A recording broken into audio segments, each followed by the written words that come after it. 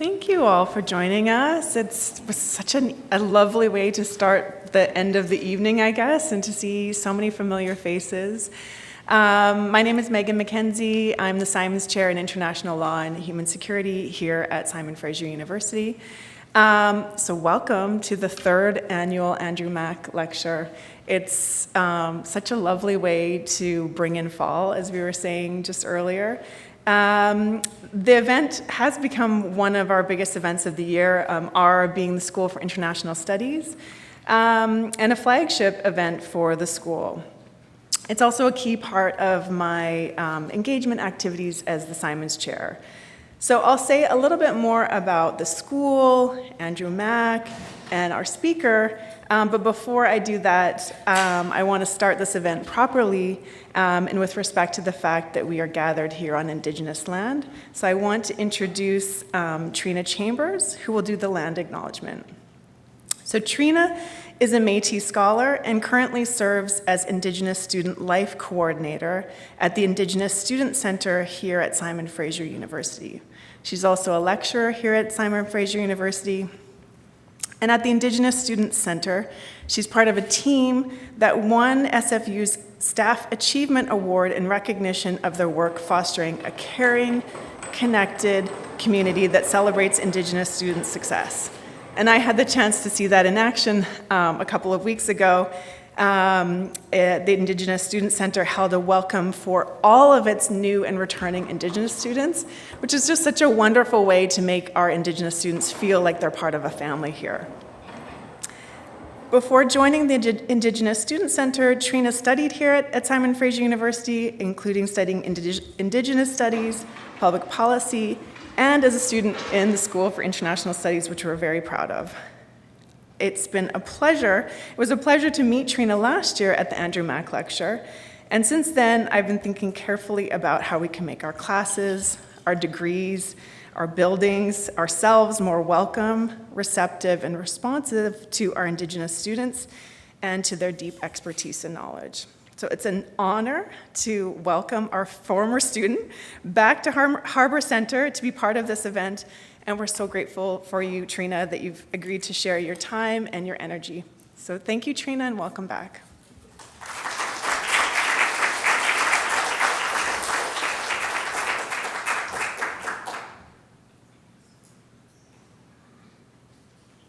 So just give us 1 second. I'm not going to climb the stairs because I tore my ACL recently, and so you will watch a very ugly up and down if I do. So we're just going to use a handheld mic. But to start, I want to thank you guys for inviting me to do this. I said yes and then immediately regretted it because I don't want to engage in this way as an Indigenous person and engage in it in a red-washing way. I want to be in a place where people are doing the work. And so thank you, International Studies, for starting to do that work. It wasn't as open a place when I was doing my undergrad degree, and seeing people go through now and the rhetoric changing and evolving, it's really important to me to see that and to acknowledge that because it makes the place better for all of us, for all students. So we're here on the grounds of the Musqueam, Squamish, Tsleil-Waututh, there's the Coquitlam, there's Katzie, Semiahmoo, and Tsawwassen nations that have seen SFU embed itself in their lands. And so I want to acknowledge them as the landholders, the traditional territory, the people who cared for these traditional territories, and acknowledge that we're here because of their dispossession. As we talk tonight, as we open this space and we engage in learning, and we think about nuclear war, and we think about nuclear arms, and we think about all of those factors, it's a reminder that that stuff doesn't stay somewhere else, that it comes here, often used to police Indigenous peoples, whether it's on the streets in the downtown east side, whether it's the land protectors in Burnaby Mountain, that those things are ongoing. So thank you for doing the work, for thinking through all of these things. I also want to acknowledge that a large part of the Vancouver population is Indigenous people who are living in the diaspora, who don't have or aren't connected to their home communities, and so this is their home. So I want to acknowledge the sort of knowledge keepers, young, old, and future, who are part of that population as well, and who are there for us to engage with, and to learn from. So thank you for being here tonight, for starting out doing this work in a good way, and thank you guys for inviting me here.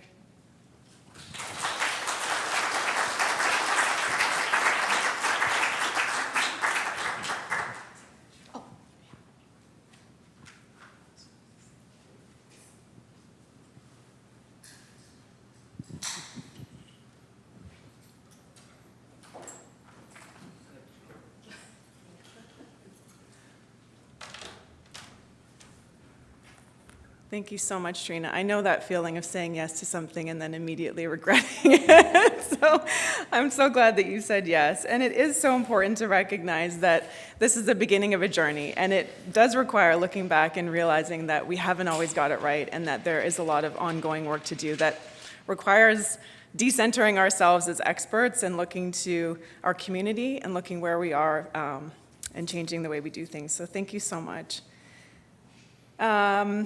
I do want to now say a little bit about the hosts of this event, the legacy of Andrew Mack, and just talk to you a little bit about the Andrew Mack lecture series.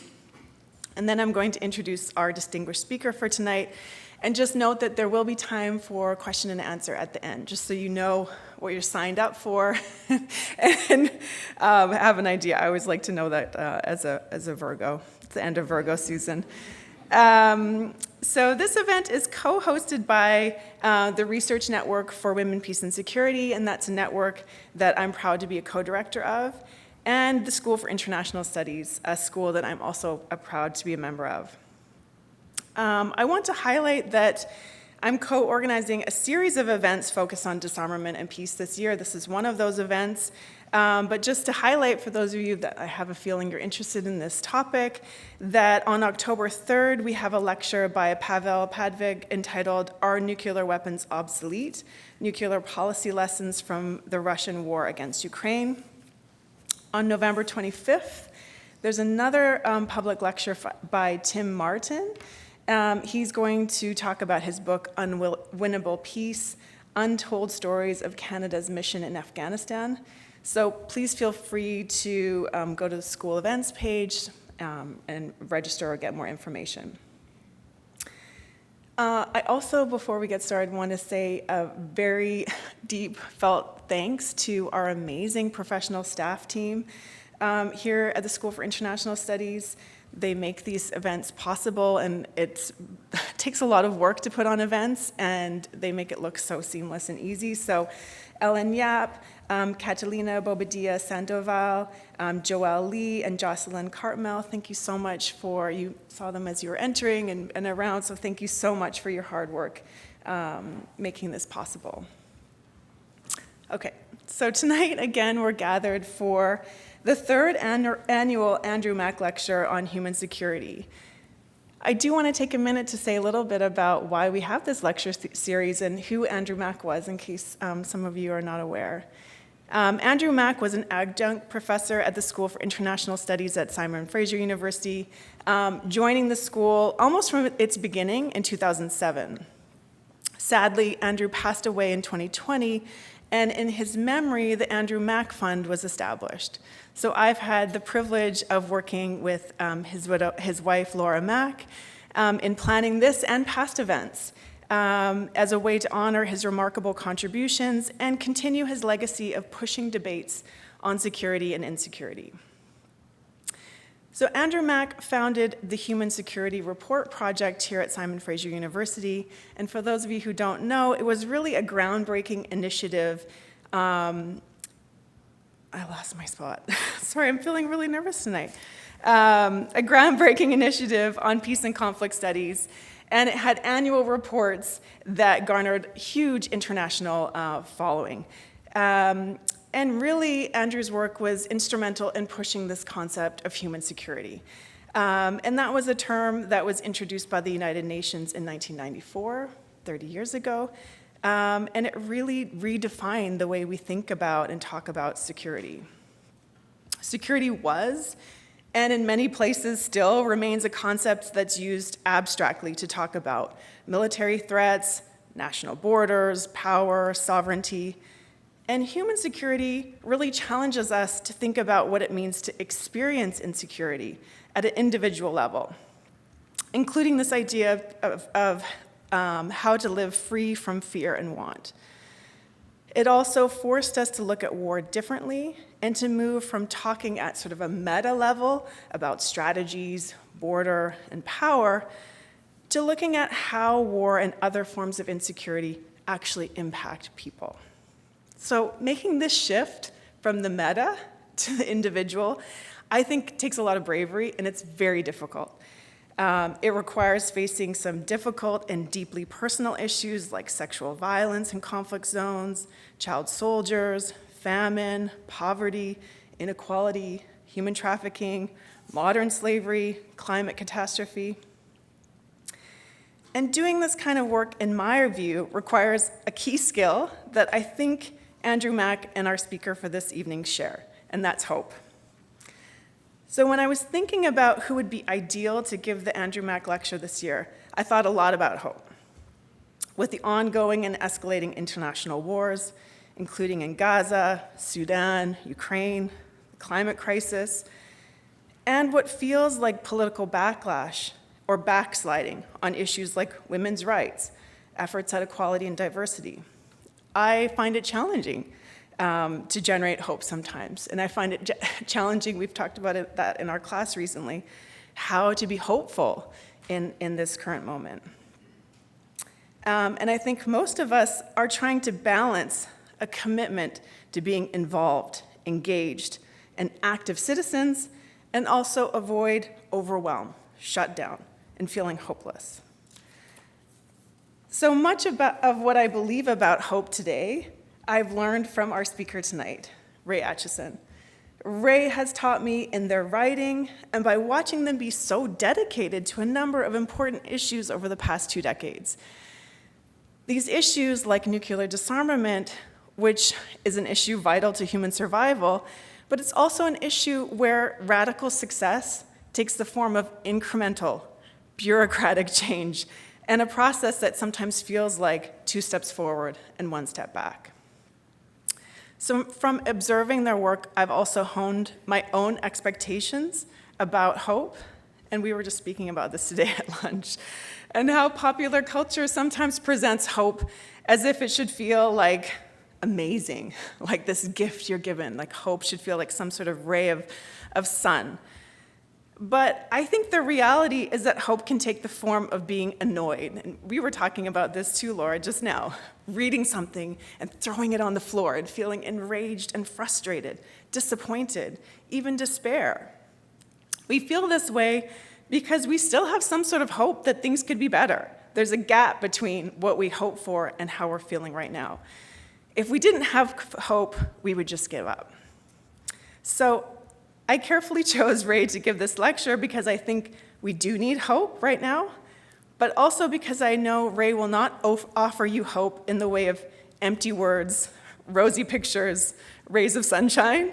Rather, they offer hope by taking us through difficult topics and encouraging us to sit with our potential discomfort, pain, and to see it as a force of hope and a call to action. So I know that's a long introduction, but just bear with me. So that brings me to actually introducing Ray properly. And I'll be brief, but Ray's a passionate advocate for peace and disarmament who has dedicated nearly 2 decades to advancing issues in this vital field.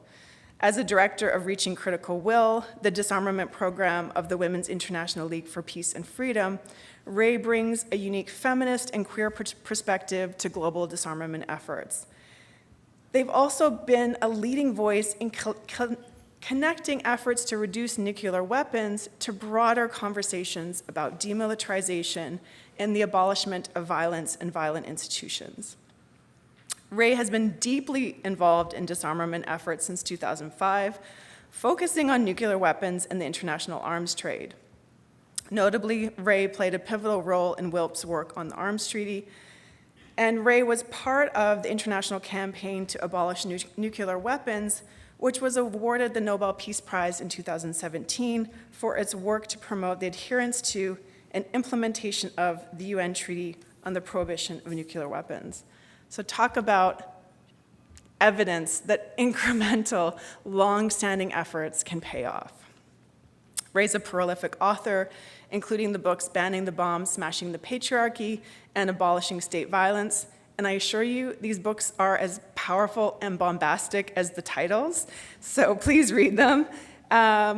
Ray's commitment to a world free of violence and militarization is truly inspiring, and we're fortunate to have their leadership and vision guide us. Thank you, Ray, and we look forward to your talk.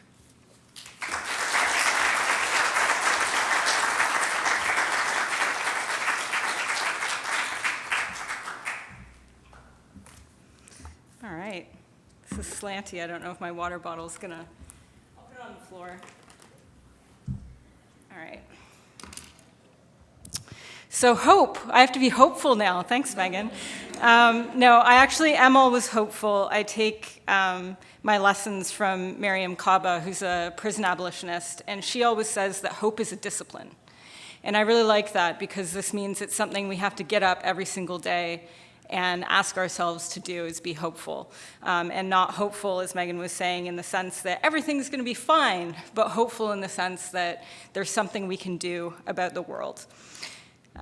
So Megan said I should give a little bit about myself to start with. So as discomforting as that is, I will try to do that. As an organizer and an activist and a writer, I work in a lot of different spaces and with many different people. And I do things from mutual aid in Brooklyn, New York, where I live. I am from Toronto, but I've lived in New York for about 20 years. And doing direct action on the streets there, to advocacy with government officials at the United Nations. Sometimes I'm wearing ridiculous costumes, dropping banners. So there's a lot of different styles of work that I'm engaged in. And one of the spaces that I've spent a lot of time in over the last 20 years has been the United Nations.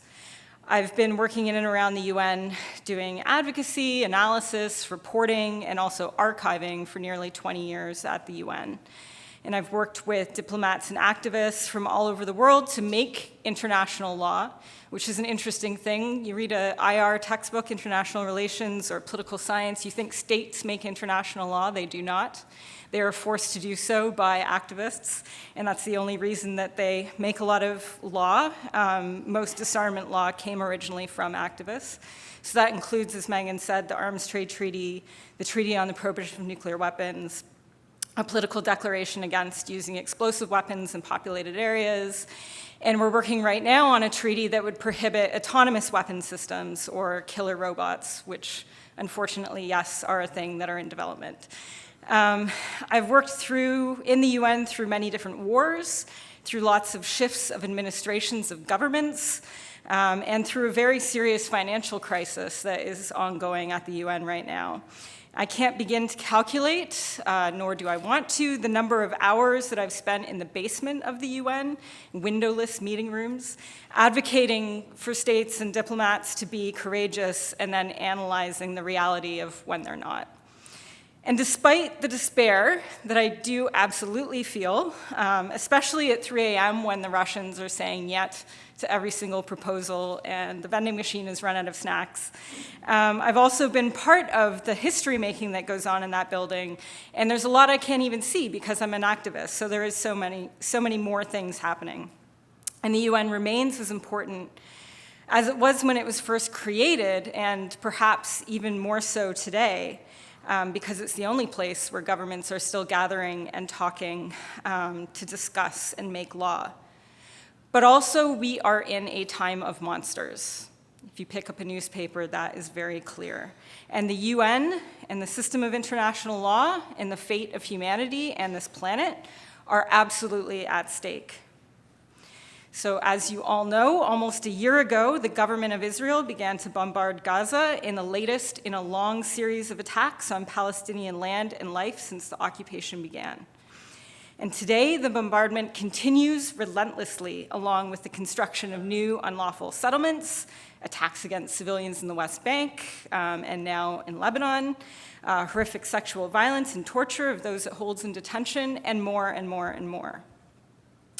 Israel's genocidal war against Palestinians is being facilitated by several other UN member states that continue to supply Israel with weapons, ammunition, jet fuel, and other military equipment. In open defiance of international law, national law, UN special rapporteurs and reports, and the International Court of Justice, the US alone has sent over 50,000 tons of weapons and military equipment to Israel since last October, so just the past year. And the Canadian government, as many of you I'm sure know, is working both sides, issuing full support to Israel, while also claiming that it has stopped sending weapons. So the Canadian government, from what we understand, did deny several arms exports permits in January of this year. But we also know it continues to supply parts and components via the US, including an essential part for the F-35 fighter jets that Israel is using to drop bombs across Gaza.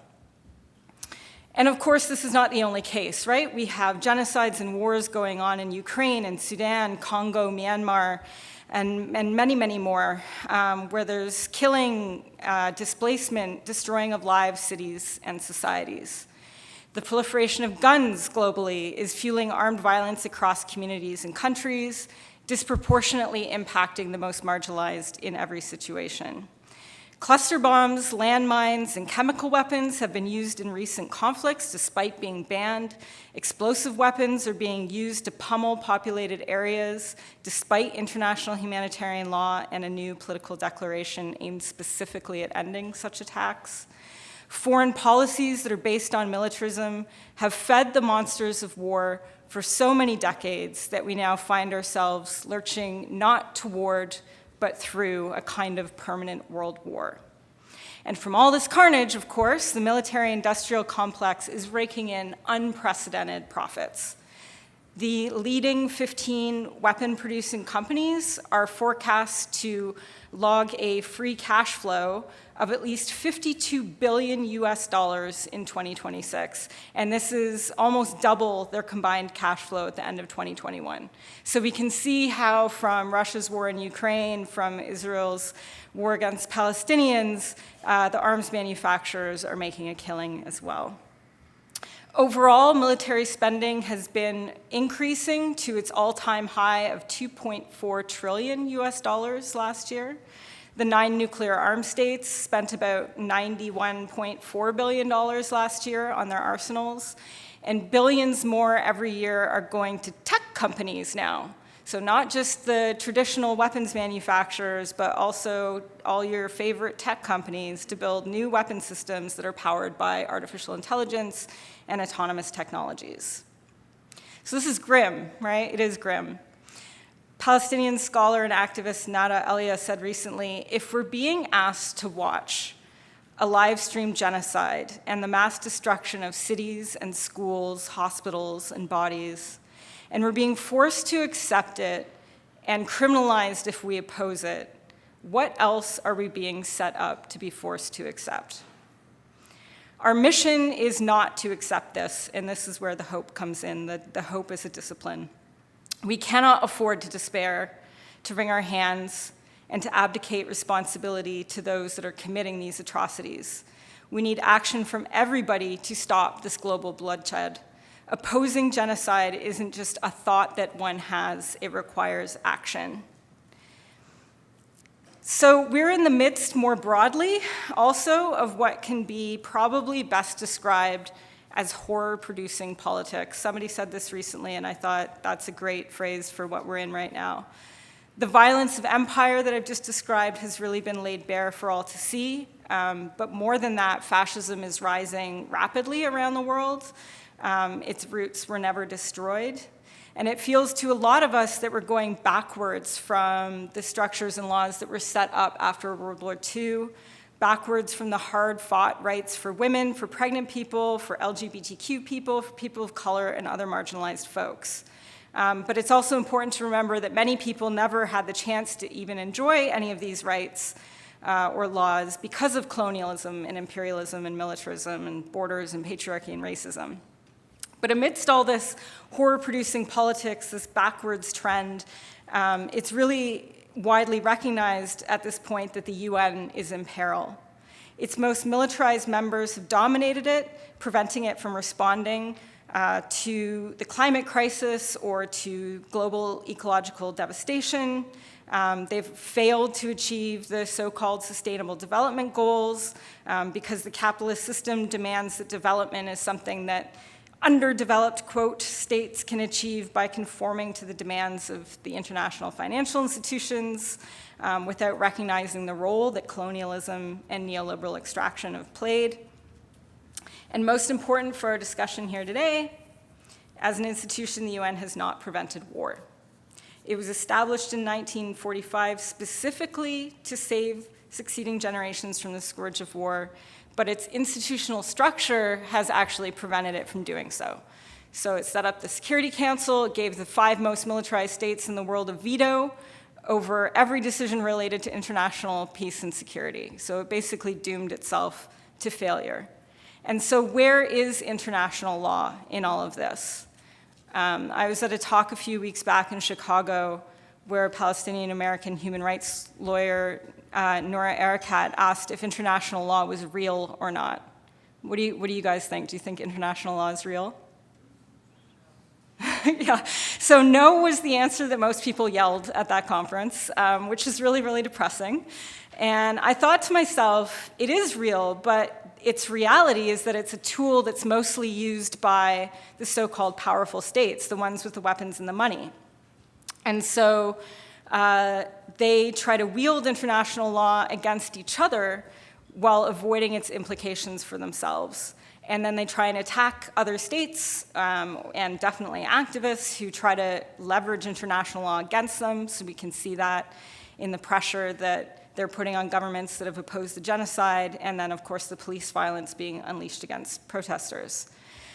So far, international law has not effectively constrained the violence of these states, nor has it been able to maintain some alleged balance of power or geostrategic stability or any other of the nonsense concepts of international relations that we read about in textbooks.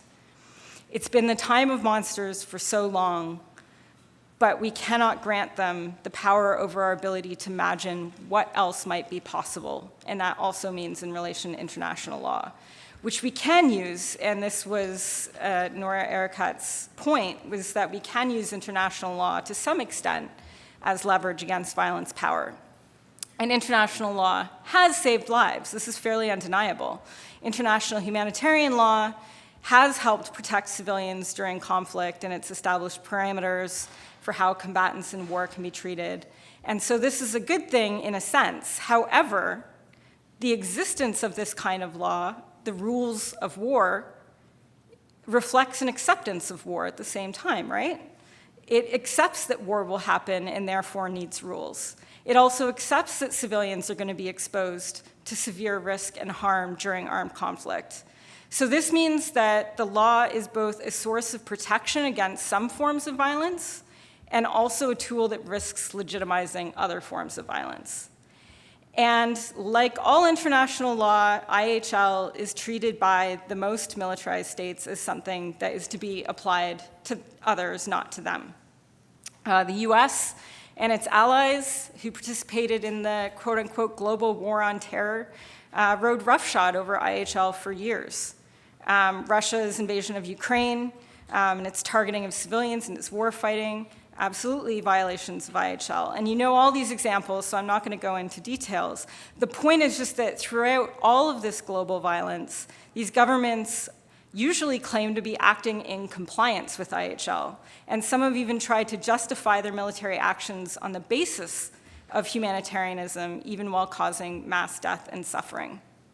So this brings us to the concepts like humanitarian intervention and responsibility to protect.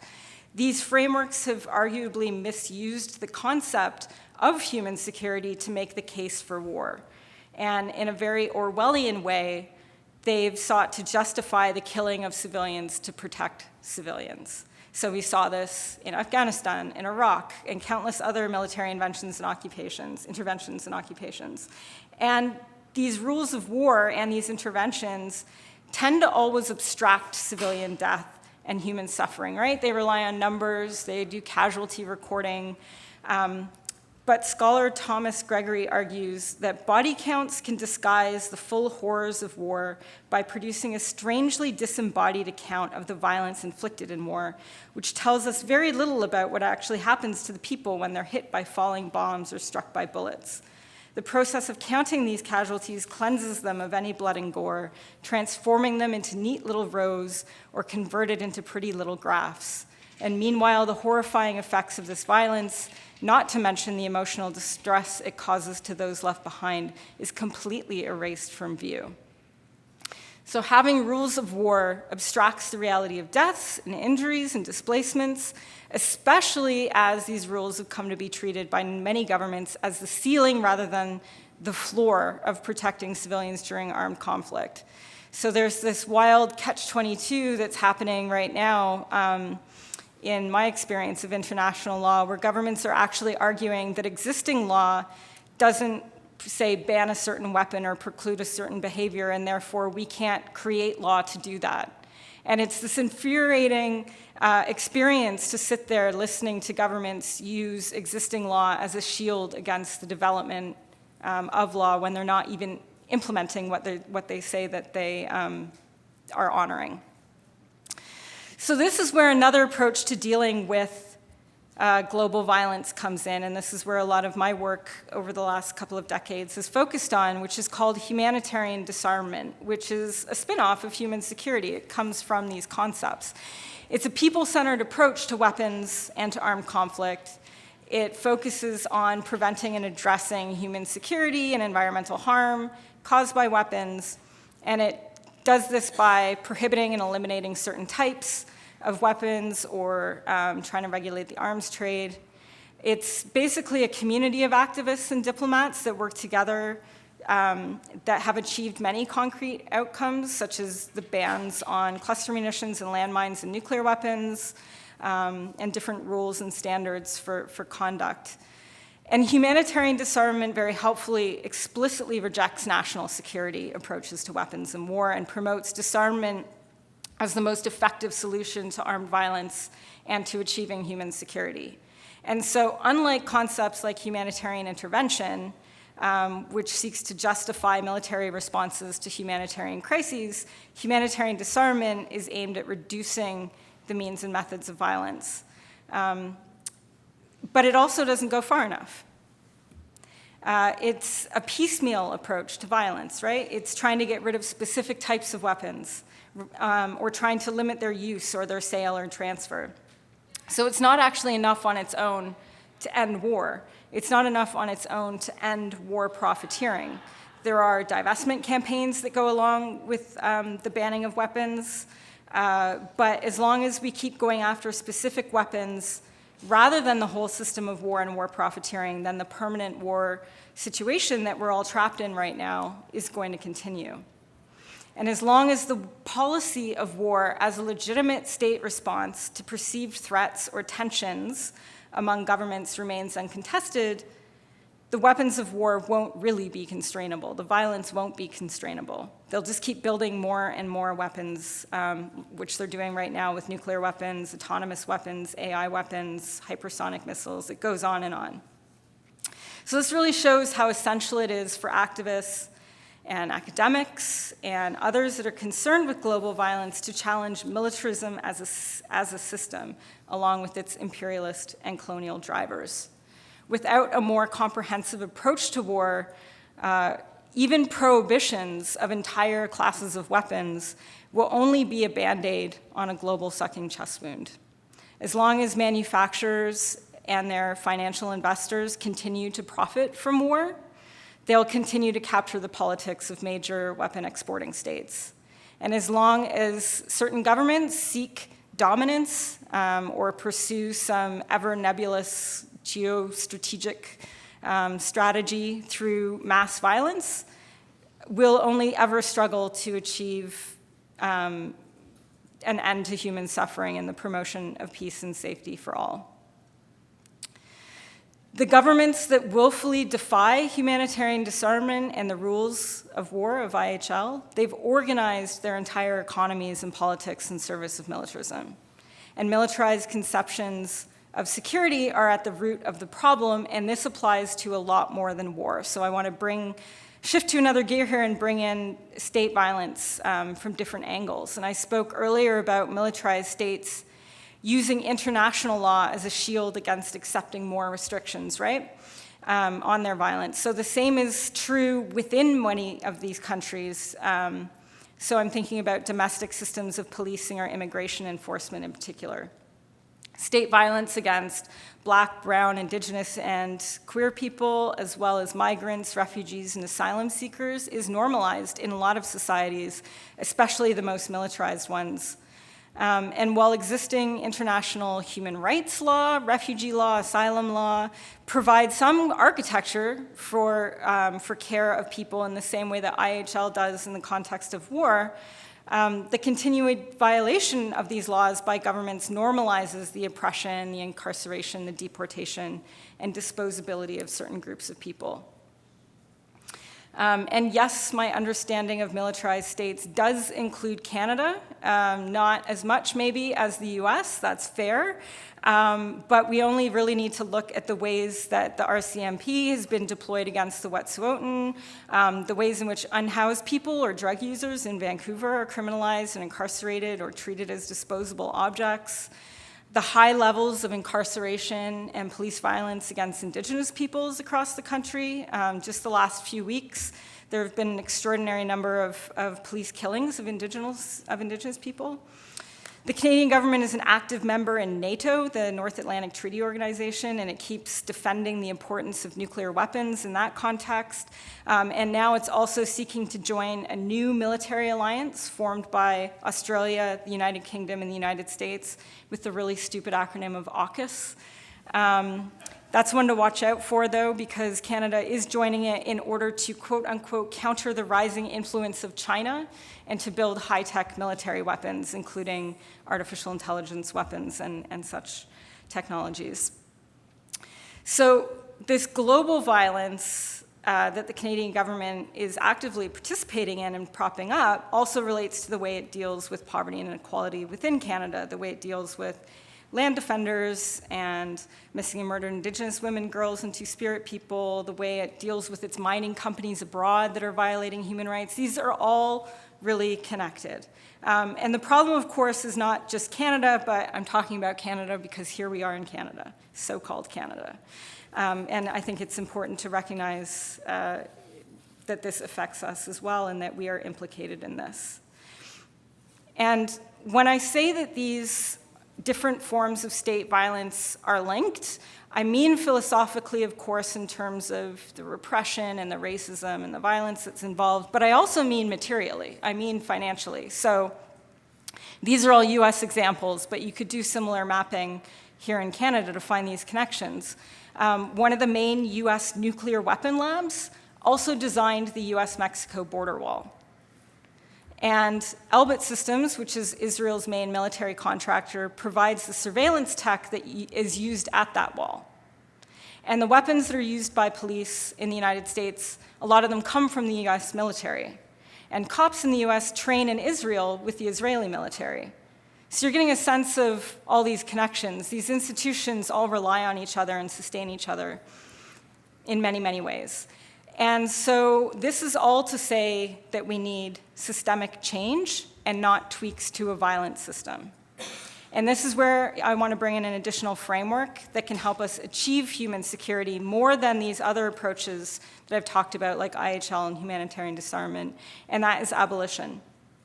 So the frame of abolition speaks directly to the need to not just put an end to a particular source of harm, but to fundamentally transform the political and economic and social relations that allowed that harm to grow and persist in the first place. So abolition aims to diminish the state's capacity for war, for incarceration, for police brutality, and for other acts of oppression. And it demands that states provide services that people need, which would reduce the so-called, say, crime, if we're talking domestically, that they're trying to manage by giving more money to police or prisons or immigration enforcement. So in a sense, abolition is about building a cycle of peace instead of a cycle of violence. And it's also about identifying the current structures as a source of rather than a solution to violence. So abolitionists look at prisons and say, instead of putting people in cages, if we provided food, housing, jobs, education, healthcare, et cetera, we wouldn't need those cages. And in fact, the cages cause more harm than they solve, both for the incarcerated people and for the communities that they come from and from the communities in which the prisons are built. And similarly, the police cause harm, more harm than good. They don't prevent crime, they respond violently to it, and then only to specific types of crime, right? What is crime even? I always put crime in quotes when I'm giving talks about police. So they're not dealing with gender-based violence, they're not dealing with the theft of wages by capitalists, they're not dealing with the war profiteering, they're not dealing with landlords extorting renters, et cetera, et cetera. And I think a great example, recent example of this was that just last week, the cops in New York City shot someone for evading the $2.90 subway fare. And in the process of doing so, they opened fire on a subway platform. They shot 2 other bystanders and another cop. So just this one incredible example, I think, shows that, and this is not an aberration, this is the norm of how things go in New York City and in many US cities. If we took the money away from the police and gave it to meeting human needs, we wouldn't need the police. So like in this example, take the money from the cops that are shooting people for evading fares and make public transit free so that there's no fare evasion. Great solution. Similarly, if we expand this back to the international level, if we invested in cooperation-based international relations, into disarmament, demilitarization, we wouldn't need more and more and more weapons. We could build houses and green spaces and structures to protect against pandemics and the climate crisis. Right now, all the money is going to preparing for ever more war. And imagine what we could do if we had those resources for everything else that we need.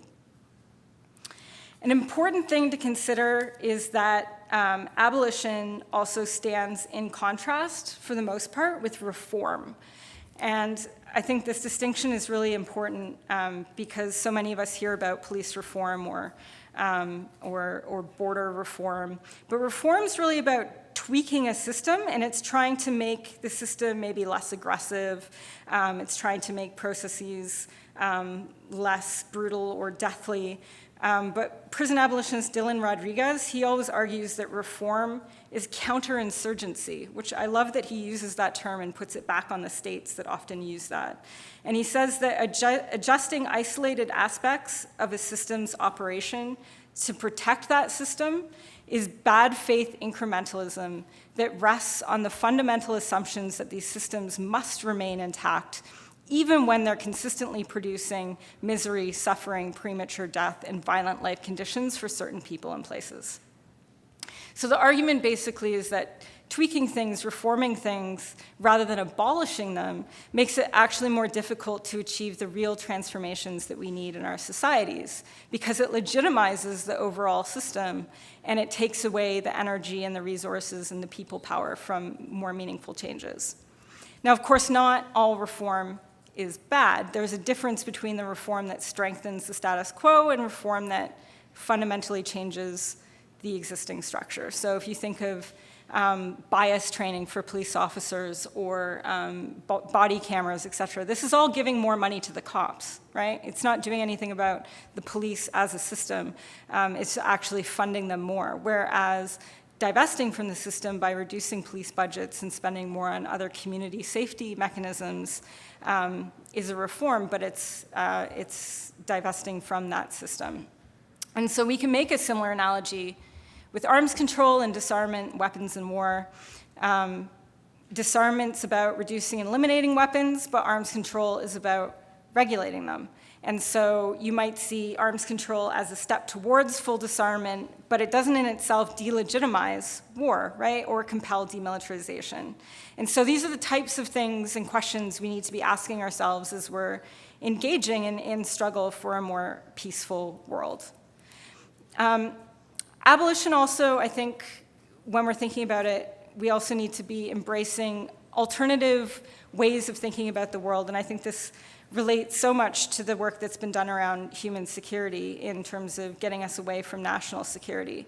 And for abolition in particular, it's really helpful to think in terms of feminism, in terms of queer theory, in terms of anti-racist action, in terms of decolonization, because this really helps to guide our efforts in undermining the big systems that are making money and profiting from state violence. States determine who has power and who does not, who is privileged and who is not. Settler colonial states, by definition, are those who privilege certain types of people over others. And then they insist that the way to keep the privileged people safe from the others is through a militarized kind of security, right? So this is really important to sort of unpack all these at various levels and to not make the rights and well-being of the majority expendable in order to preserve the so-called safety of the minority. Militarism is celebrated within this type of sort of law and order state, and militarism is prioritized economically above the social good. It's a classic protection racket, and the profiteers are those who make the weapons, build the bombs and borders, and benefit from extraction of wealth and resources. And so unlearning this alleged necessity of violence is really essential to exploring what could be built in its place. This means turning on its head so much of what is purported to be necessary for safety and security in the world. It means learning to reject violence as a solution to all problems, interrogating and challenging systems of power that assert that they exist to protect, while instead they're killing and caging people. So, how? What are the practical steps, right? Like, what can we actually do about all this? So I mentioned divestment briefly earlier, and I wanted to come back to that. It's a key part of abolitionist work. We have to take the money from the institutions that are causing harm and invest it instead in systems of care. So this means divesting from prisons, fossil fuels, nuclear weapons, militaries, and investing instead in education, housing, jobs, food security, ecological sustainability, and on and on. So this divest, invest approach means that in the disarmament or the demilitarization sphere that while we're working to prohibit and eliminate specific weapon systems, we also have to be addressing rising military expenditure, weapons production, the expansion of facilities where weapons are made, the global arms trade. And so just as climate activists are protesting and stigmatizing and boycotting fossil fuel companies, and those that are protesting the genocide of Palestinians or boycotting Israeli products and companies, disarmament activists and other initiatives need to be targeting weapon companies in the same way, as well as, of course, their economic and academic supporters. And some disarmament campaigns do include divestment, but they're really targeted at specific weapon systems. And so we need to be in much more concerted action in coordination with other movements. A lot of people that work in the humanitarian disarmament community aren't actually very involved in dealing with global military spending or foreign military bases or war, which might be surprising to those that aren't in the community, and it's a very frustrating thing. But I think that, and even fewer are connected with those working for abolition of police and prisons. So we definitely need to be doing more solidarity and movement building. And we hear this all the time, right? Anybody who's an activist, you hear all the time, we need to connect with other movements, but it's so true. There's a lot to learn from the anti-racist and queer and feminist organizing practices of those that are engaged in challenging prisons and policing, that are involved in transformative justice initiatives, in land, water, and forest defense initiatives, and so much more. And I think the student encampments and protests for Palestine, which I hope many of you were involved in and are involved in, they provide a great model, I think, for what needs to be happening. People in countries that are producing weapons for Israel and those whose ports are being used to ship them have acted against weapons production, so blockades of ports and facilities, picketing company headquarters. In the UK, they've spray painted red a lot of banks. That's quite good. And a lot of these actionists have also highlighted that it's the same companies producing the weapons for Gaza, that are being used in Gaza, are also supplying, as I was saying earlier, the tools for border enforcement in the US and elsewhere. And some of the student encampments in the US also identified how their struggle was related to the struggle to stop Cop City, which is a police facility being constructed in Atlanta. And now there's 69 Cop cities, in case anybody is following that issue. It's very grim. But I think disrupting the arms industry is a really practical and meaningful way to prevent harm, and its potential impacts can be long-term. So disrupting the specific arms transfers now is actually going to help build a movement to dismantle the entire arms industry later, and working together to interrupt the operation of weapons manufacturers and preventing the shipment of weapons is an essential step to abolishing the global war machine. And I was looking out the window earlier and saw that there's Maersk shipping containers out there. So Maersk is responsible for, I don't want to give the number because I'll get it wrong, but most of the weapons going to Israel are shipped by Maersk. And so the Palestinian youth movement has a campaign, Mask Off Maersk, which everyone can engage in. And basically, it's an attempt to get Maersk to drop the contracts for sending weapons to Israel, because even though they're the majority, they have the majority of shipping the weapons there, it's still only 13%, I think, of their overall shipping. So it would mean them getting rid of 13% of their current intake. Anyway, it's a great campaign. And you only need to look out the window to see how close it is to all of you.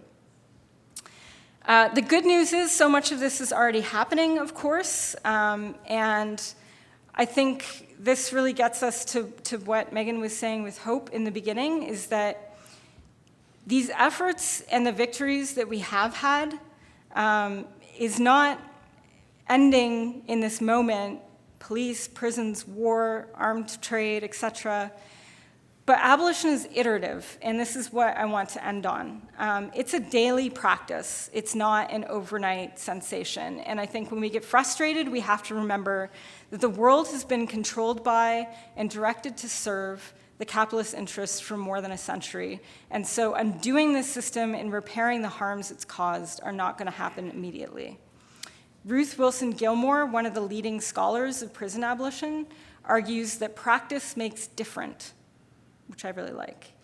We don't need a blueprint or a script, but we need a model that we can change as we go. And one of the organizations she helped found, Critical Resistance, says that an abolitionist vision means that we must build models today that can represent how we want to live in the future.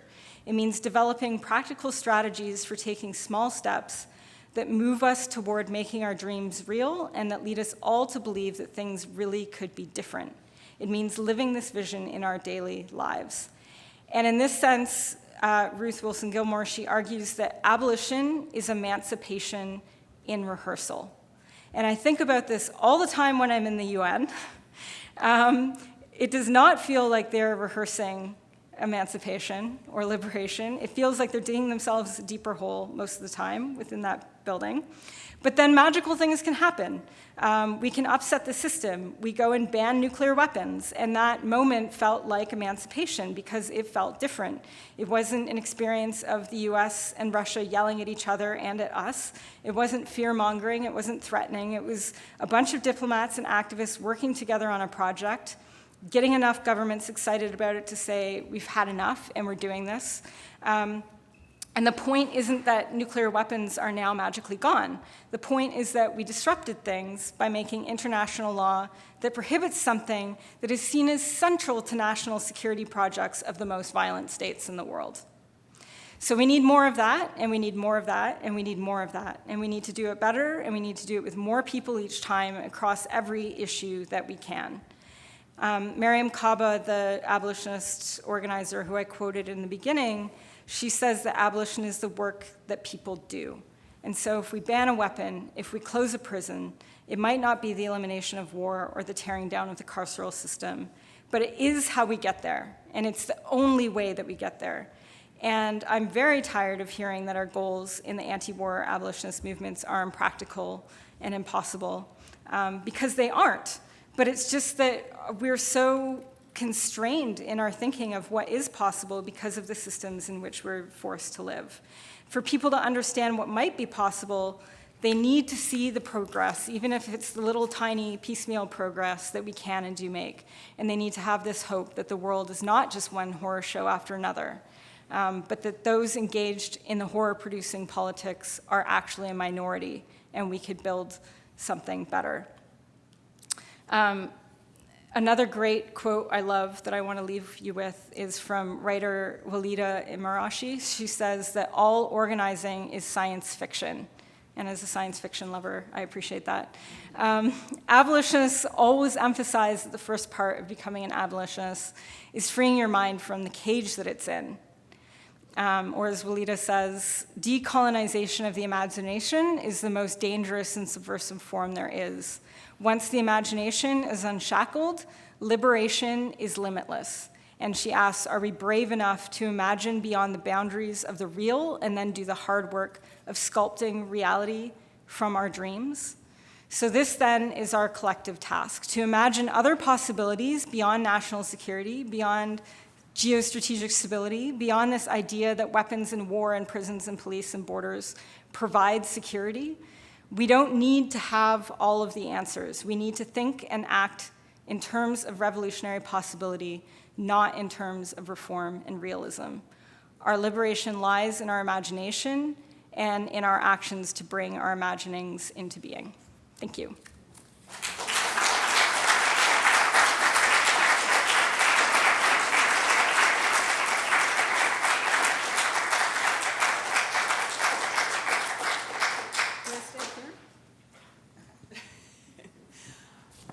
Thank you so much, Ray.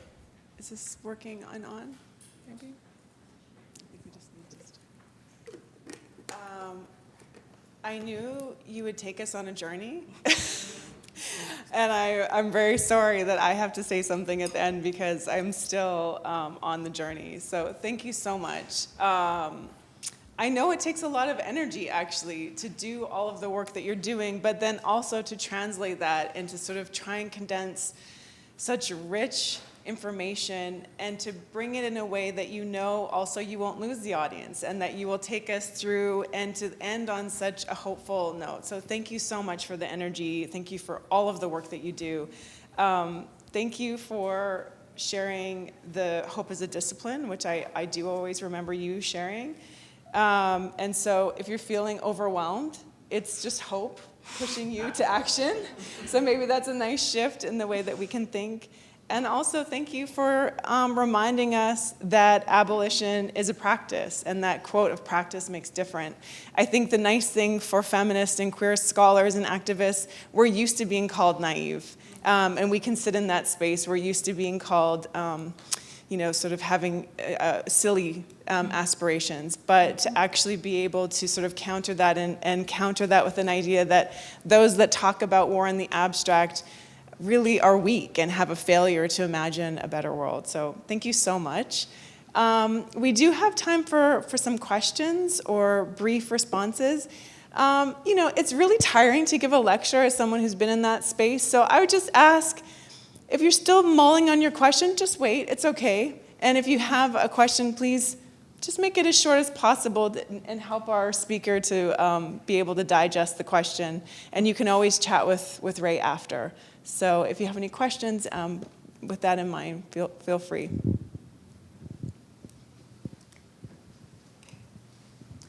Hi, Ray, thank you. That was really refreshing, and it's good to hear you speak. I know I was supposed to keep the questions short, but I have 3 questions.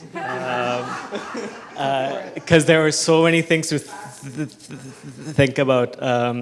So the first question is regarding abolition, right? The idea of abolition comes through finding an alternative to what we have. And a lot of it is, when you talk about fundamental changes to the power relations socially, politically, economically, we see that nation states are the container of human communities right now. So how do we reconcile our current reality when the models beyond nation states are difficult to envision? Mm-hmm. Second question You said hope is discipline. What can we do sitting right here as audience members? I know the BDS movement is a great way to start, but from your experiences, is there anything else we can do? And finally, could you speak a little bit more about when power is so militarized at the moment, and we hear, resist resistance, and there are different forms of resistance that are nonviolent. What are the merits of militarized resistance in this context? Sorry again. 3 super easy questions. Each one could be its own lecture. Okay, so abolition and the nation state, your first question, great question. And folks much smarter than me are really grappling with this in very interesting ways, and you'll be shocked to learn they don't all agree with each other. So Ruth Wilson Gilmore, who I mentioned, she comes up with these great phrases like reformist reforms and non-reformist reforms, which you'll be glad I did not impose upon you, but she also has the anti-state state and the pro-state state as phrases that she uses. So she thinks of some abolitionists are maybe more anarchist-minded in the sense that we need to abolish the nation state as well, which I think there is some validity to. But the way that she's grappling with it right now is states that provide things that people need, being a pro-state state, and then things that the state being the source of repression. And I think one of her main arguments for this, and I would encourage you to check out her writings and lectures on this, is basically that at the moment, nation states are set up to do things that we don't have the capacity yet in terms of, say, mutual aid networks to replicate or to scale up to the ways that they need to care for everybody. And so what are the aspects of the nation state, or how do we build a state that does provide those services that it needs to? And I think, looking at this from the Canadian perspective versus the US perspective, it's quite different, because the US is barely providing anything. Whereas as a Canadian living in the US, not that I have a utopian vision of so-called Canada by any means, but I do recognize that there are some things that the Canadian state does that I'm not experiencing right now in the US. So I think there's a lot to grapple with there, and I would say there's no one right answer, but the thinking and the strategizing that's going on around this is really interesting. There's been a series of webinars that happened during the pandemic focused on this, hosted by Haymarket Books. Those are all on YouTube. And if you email me after, I'll try and find you some links. On what people can do in terms of engaging in practical actions. So yeah, BDS is a great one. And yeah, paying attention to what you're buying. I think also, and what you're using, like Airbnb is on the BDS list, so don't use Airbnb. There's a lot of other practical things that we can do that range from direct action for those that are able, but not everybody is able, especially folks that are marginalized in some way and would face police or immigration repression, and have accessibility issues, for example. So I always recommend direct action to those who can do it. But if you are not in a position to be able to do that, then there's still all kinds of things that you can do. So there's, I know in Canada, a lot of the groups, like the human rights and legal groups, have been doing petitions and sign-ons around the arms trade, so I think those are important things. Always calling members of parliament, making an issue, getting questions raised. Those are practical things people can do. I think, spreading information about what is out there as well, like the Mask Off Maersk campaign, getting involved in that kind of stuff. And then any issue that you care about, I mean, there are groups for it, right? So supporting those organizing groups. Some have mutual aid aspects to their work to provide services. Some are doing more advocacy and legal work. So it's just about plugging in where you can and being active and attentive to what's out there, because there's a lot out there and people are doing a lot of things. In the US right now, this is kind of a random example, but it's a really important one. The public library has become a battlefield. And so the far right is trying to ban books, and it's trying to take progressive services away from the library, because in the US, it's the only place where people can be for free and use the bathroom and sit all day if they have to, or access a computer. And library folks are providing services that the government should be providing. And so leftists are looking at the library, of trying to get on library boards and preserve these public spaces. I don't know if that's such a fight here right now, but it's about looking for these places that are being contested and making sure to protect them or make them better. And then the third question, oh boy, militarized resistance. Thanks a lot. So look, I'm not someone, I'm a nonviolent activist, but that's also my privilege from where I live and work at this moment. And liberation struggles have not traditionally been nonviolent. They have involved militarized resistance, and there's a lot of really great writing and thinking out there about that. For me personally, and I don't critique that in any way, even as a feminist, anti-militarist organizer and activist.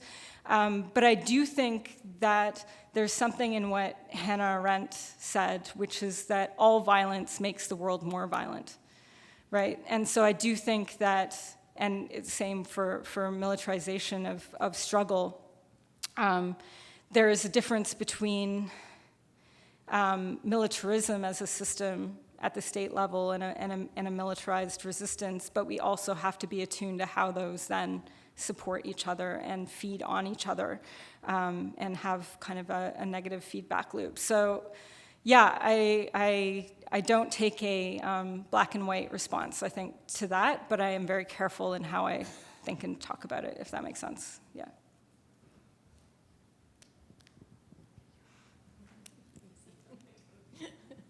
Hi there. I'm always curious about human behavior and changing behavior.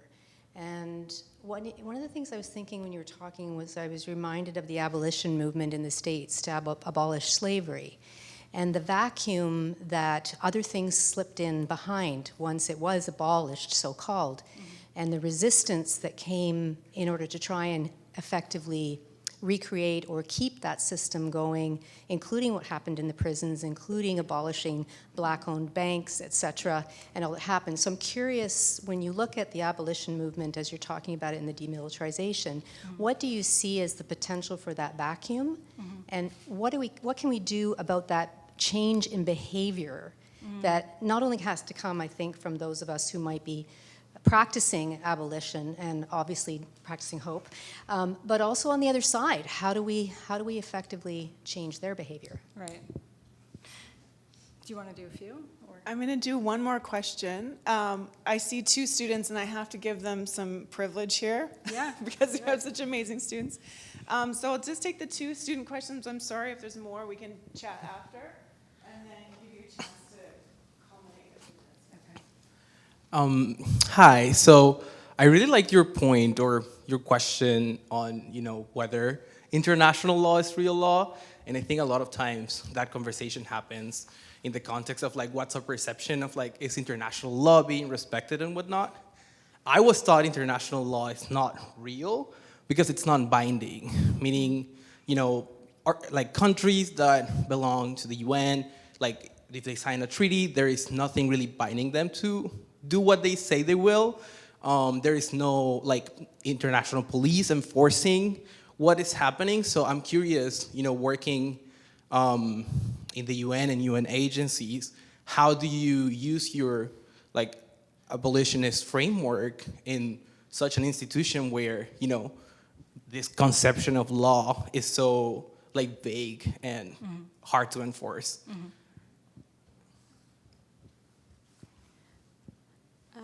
So earlier you mentioned that Canada is on both sides of the conflict in Israel and Gaza's ongoing war. I agree. I completely agree with you, because at one side we're posing as voting in the Security Council and saying we opt for a ceasefire, but at the same time we are exporting arms and weapons in some sort of way or another. But I believe that on an international platform, Canada poses itself as a country that is more peaceful and opts to have more soft power, as opposed to being, as you mentioned, not as militarized as U.S. on an international scale. So how do you think we can advocate and encourage our government to, opt for abolition or completely abstain from exporting arms and be on one side of the conflict and not on both? Because as you mentioned, our goals are not unachievable, right? And it's not completely impossible to do that. So that's it, right? Just if you could answer all of those questions in about 2 minutes or so. No problem. No, Changing human behavior, enforcing international law, this is fine. Same thing. Right, so on changing behavior, I mean, whenever anybody asks me about human behavior, I always just want to say, I'm not a psychologist, I don't know how to change human behavior, everybody needs therapy. That is basically my short answer. But I mean, you're absolutely right. I think also the dynamic that you were describing with what happened with the abolition of slavery and what filled that vacuum is slavery in another form by another name, right? And so this question about filling the vacuum or preventing the backlash, and it's not possible, right? It's like everything that we see where we've made progress, and especially in the US right now, it's a real drag with everything losing rights and everything going backwards in this backlash moment that we're in. We can't necessarily prevent that, but I think that we need to not let that constrain us from making that progress, because everything is iterative, and I think Megan used the 2 steps forward, 1 step back. Like, that is what we're in right now, and that is what we will be in the future. How do we prevent that from ever happening? I don't know. How we change hearts and minds of fascists? I don't know. I really struggle with that. But I think that more people come along each time, right? And the things that we were told could never happen, or that could never change because the systems were too entrenched, including slavery or women's right to vote or gay marriage or whatever it might have been. These things do change, and every time they shift, every time there is that push forward, more folks come along. And so that is part of our job, is to bring more folks along every time. But I don't see it as necessarily being possible to bring everybody along each time. And so it's just the kind of cresting wave that we have to stay with and ride that out. In terms of international law enforcement, yeah, it's a big question around the UN of what are we doing, why does it matter? But the way that I see change happening at the UN is not through enforcement, and I think, also since I'm a police abolitionist, I don't want enforcement. But I think the really important thing here is norms and stigmatization, which do actually work and do have an impact. And I just want to give one quick example.